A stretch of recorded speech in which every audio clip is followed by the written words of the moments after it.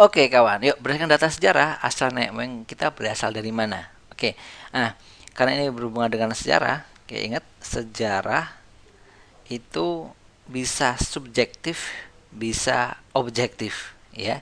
Bisa apa? Subjektif dan objektif.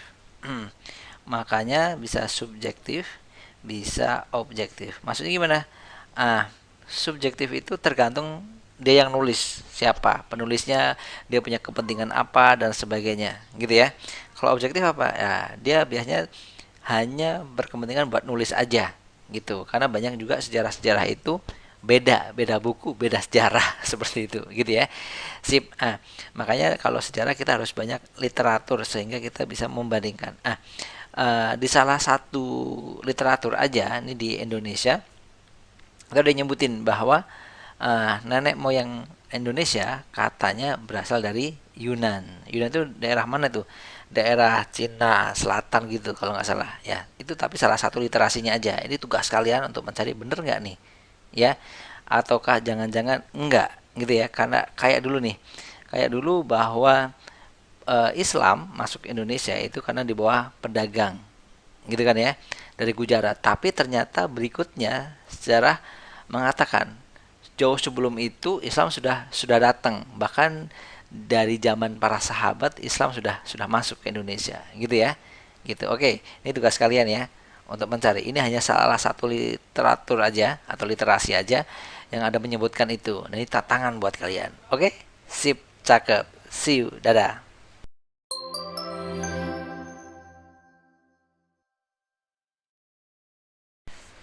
Oke, lanjut ya.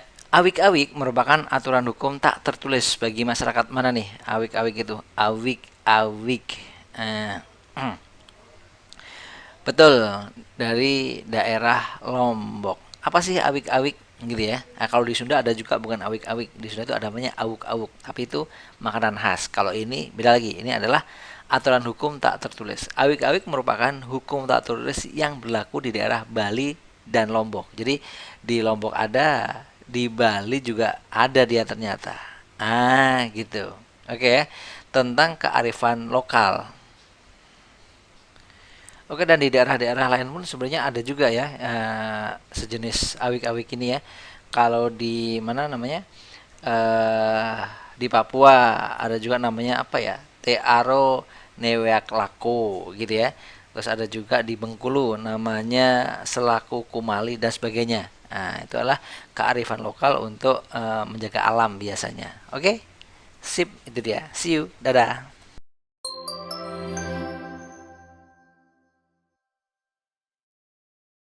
Oke, lanjut yuk. Perhatikan pernyataan berikut. Yang termasuk ciri-ciri budaya lokal. Jadi gini, setiap daerah itu ada kearifan lokal atau ada budaya lokal yang dijaga dan itu emang benar-benar akhirnya menjaga keutuhan budaya, menjaga keutuhan masyarakat yang ada di daerah tersebut, gitu ya. Oke, banyak banget ya. Contohnya kayak di Sunda ada asah, asih, asuh, misalnya seperti itu, gitu ya. Oke, ini ada budaya-budaya kearifan lokal. Ciri-cirinya apa sih? Biasanya dia mampu bertahan, ya. Dia mampu bertahan dari budaya luar. Mampu bertahan dari budaya luar. Oke, ini ciri yang pertama. Oke, ada nggak nih padananya nih? Mampu bertahan terhadap budaya luar. Oke, ini betul. Sip. Terus dia juga mampu mampu apa? Mampu mengakomodasi, mampu akomodasi unsur-unsur dari budaya luar. Unsur-unsur budaya luar. Ada nggak ini yang sama kayak gini? Oh, ini ada nih. Gitu ya. Sip. Terus apalagi nih ciri kearifan lokal? Hmm, mampu berintegrasi atau mengintegrasikan unsur budaya luar dengan budaya asli. Mampu juga integrasi atau berintegrasi, integrasi budaya, budaya luar dan dalam. Jadi diintegrasikan tuh budaya luar dan dalam. Terus ada lagi kemampuan mengendalikan. Kemampuan mengendalikan, ya mengendalikan terhadap kearifan lokal itu ya, mengendalikan. Sip. Yang terakhir apa kira-kira coba? Mampu apa ya? Mampu memberi arah. Memberi arah. Memberi arah pada apa? Pada perkembangan budaya.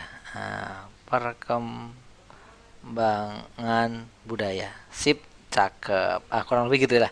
Kita cek deh. Ini ada dua, udah ada. Mempunyai kemampuan mengendalikan, ada nggak tadi? Nah ini dia. Berarti ini sama. Ini sama. Ini sama. Gitu ya. Berarti ini. Oke. Berarti 2, 4, dan 5. Cakep. Oke. Sip. Itu dia. Ciri-ciri kearifan lokal. See you. Dadah. Semangat kawan.